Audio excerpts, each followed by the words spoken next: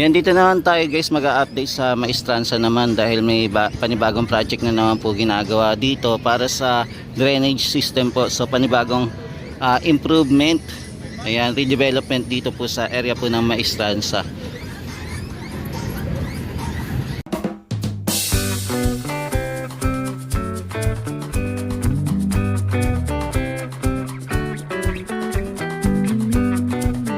Yan, so nandito na po yung malalaking pipe po na gagamitin po para sa drainage system po. Nakaparada na po, no. So ang gagawa na naman po dito yung FCC CDI. Ayan. So sila na naman po magtatrabaho po dito para sa pagpapaganda na naman po ng ating Pasig River Esplanade dito po sa Maestranza. Ayusin lang po yung drainage system para kung sakaling dumating po yung tag-ulan, hindi po babahain etong area na to. Ayan, hindi po babahain. Ayan, marami pa rin po namamasyal ngayong hapong ito. Ayan, at saka maganda din po yung sikat ng araw po, no? Buti na lang po hindi umulan. Maganda po ang panahon. Ayan, so ngayon po wala po nakalatag po dito na mga tables po dahil po sa ginagawang project dito. Tapos ito may natitira pa po para sa scaffolding naman. Tapos ito na po yung mga para sa pipeline na gagamitin naman po. Yan, so ito naman po yung view natin dito sa Maestranza. Makikita po natin yung Binondo Intramuros Bridge.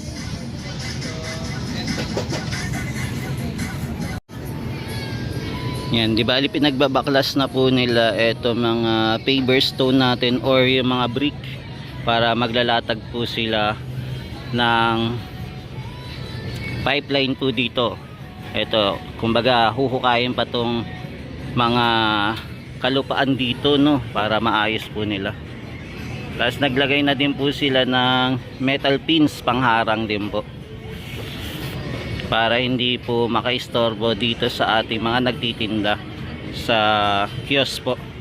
Ayan, so ito po yung panibagong project na naman. Di bali paunti-unti nilang ginagawa. Di bali abot po to, malapit na po sa area po ng Port Santiago Riverwalk. Ayan, aabot po.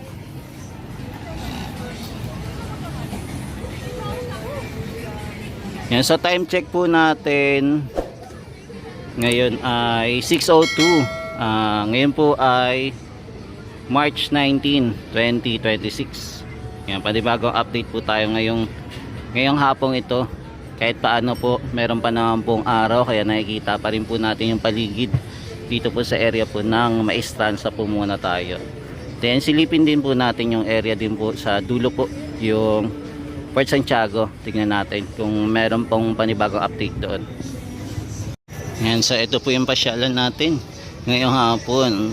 Kahit paano busy na rin po yung ating mga nagtitinda dito.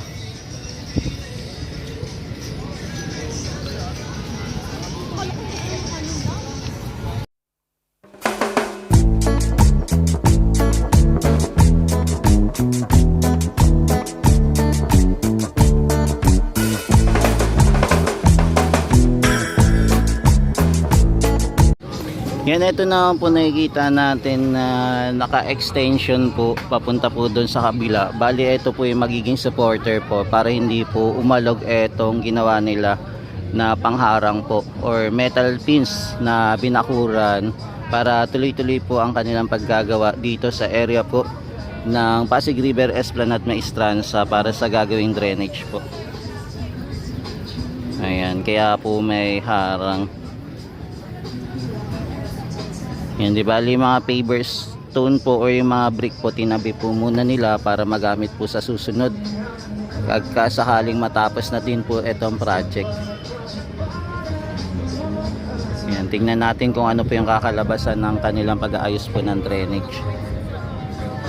Yan, nakabakod na rin naman po, halos pa kompleto na din po yung pagbabakod nila.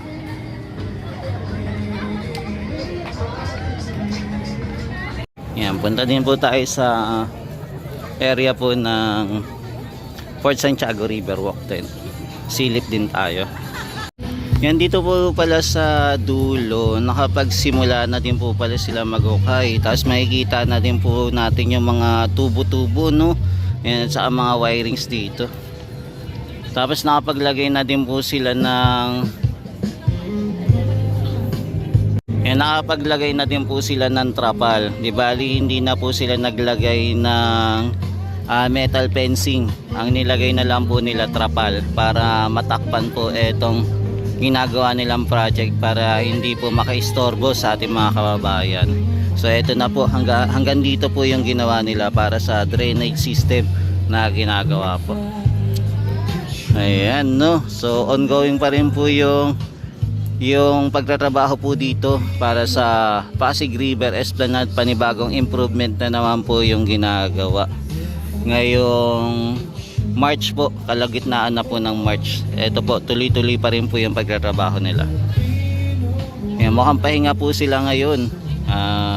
Hindi ko lang sure kung 24 hours po sila magtatrabaho dito para po sa maestransa na ginagawa nila. Ayan, medyo mahaba-haba na din po, no. Yan, so ito muna yung update natin dito naman po sa area po ng maestransa po para sa panibagong project na ginagawa para sa drainage system.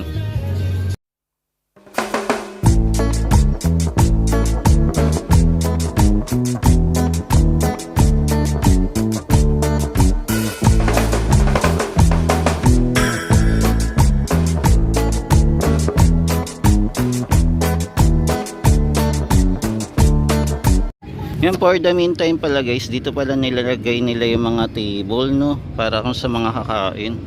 And naglagay po sila ng table at saka chair dito para dito po kakain yung ating mga kababayan, kasi habang inaayos po yung ating maestransa. Yan, bali may nagbabantay dito at may in charge po para sa mga uupo dito at kakain. Yan, nandito na po tayo sa dulo naman ng Pasig River Esplanade. Dito naman po sa Port Santiago River Walk. Dito po meron po tayong CR mga kababayan. Kung sakaling nasi CR kayo, ito lang po yung CR. Sa ticketing booth, yan, malamig po dyan at saka aircon din naman po. Yan, so ito na po yung ating solar panel. So check lang po natin kung ayos na. Yan, naayos na din to. Yan, i-connect na po yung mga wires, pero may nakikita pa tayong mga wires na nasa labas.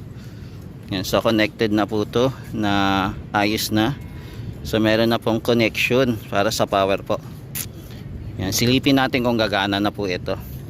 Yan yung mga luma pong ating mga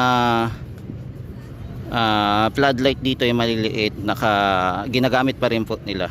Pero yung mga bago po, hindi pa po nagagamit. Yan, mukhang kakatapos lang po. Yan, kompleto na rin naman po yung mga solar dito na nakakonect po dito sa panibagong floodlight. Yan, meron pa pong naiiwan ng mga iba. Yan, mukhang naayos na po. Mukhang for finishing na lang po to, no. Aayusin na itong paligid. Sana paayusin po itong mga halamanan dito, no, pagandahin. Diba? Hindi po yung parang kalat-kalat. Yan, sana makita natin yung progress dito na mapaganda at ayusin po yung mga damo dito at bunutin po ito yung mga excess po ng mga halaman.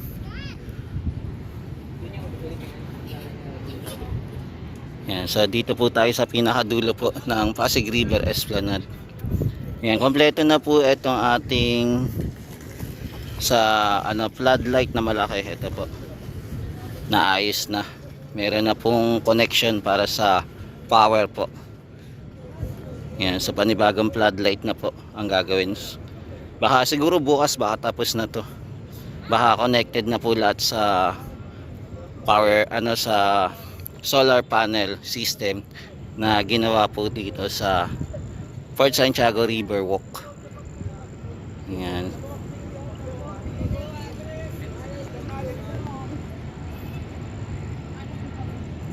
Yan, so ito po muna yung update natin dito sa dulo po ng Pasig River Esplanade, mga kababayan. So ongoing pa rin po yung beautification dito sa area ng Pasig River Esplanade. Yan, so maraming salamat pa rin po sa walang sawang pagsuporta kay JR Doria TV. Ayan, sa mga nakaabang dyan, sa mga kababayan natin para po sa Pasig River Esplanade Project po. So ito po muna ang latest update natin mga kababayan dito po sa pinakadulo po ng Pasig River Esplanade. Yan, maraming salamat po sa inyo mga tropa kits. Yan, bukas po ulit, update po ulit tayo. Check natin kung ano po yung latest improvement dito sa Pasig River Esplanade po ulit. Yan, thank you guys and God bless po. Punta ka nga doon, playlist mo kung paano doon. Siyempre, ganito palilasan ng tubig sa Luna. Ganito palilasan ng tubig. Okay.